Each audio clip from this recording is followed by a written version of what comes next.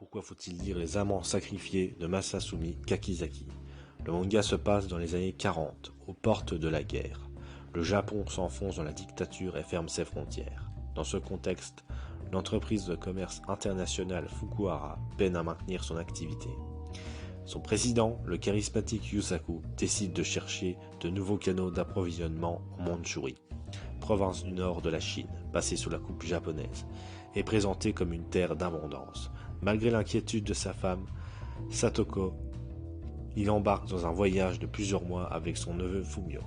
À leur retour, Satoko sent un changement, pire, l'odeur du secret. Fumio s'éloigne brusquement et Yusaku annonce à son épouse qu'il compte arranger leur départ aux États-Unis. Ennemi en puissance du Japon. Que leur est-il arrivé durant leur excursion en terrain conquis? Alors voilà, Les Amants sacrifiés, c'est un manga qui se passe du coup pendant la Seconde Guerre mondiale. Donc, au Japon, on voit un petit peu comment c'était, un peu pendant cette période-là, qui se passe un peu avant les bombes atomiques.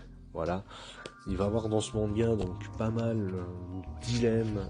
C'est un manga donc très court, hein, qui fait seulement 2 volumes, donc c'est très court, l'histoire va très vite.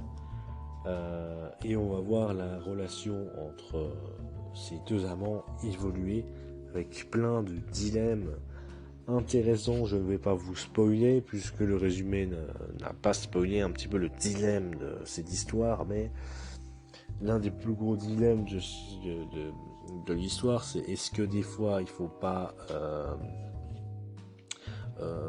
trahir son pays au nom de la justice, ou au nom de la justice mais il va y avoir la guerre et plein de morts, ou alors ne rien dire pour préserver les vies.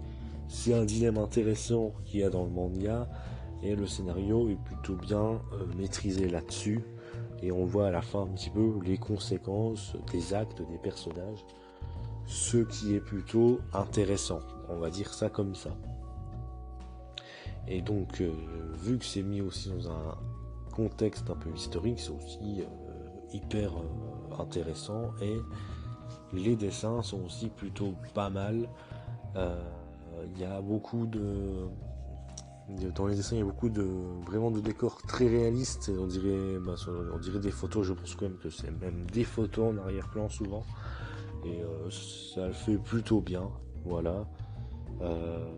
Donc, Les Amants sacrifiés, j'ai pas non plus énormément de choses à dire parce que là, c'est un manga très très court qui fait seulement 2 volumes, mais en tout cas, juste pour vous dire que le scénario est plutôt bien, très rapide, et les personnages sont plutôt attachants et bien développés.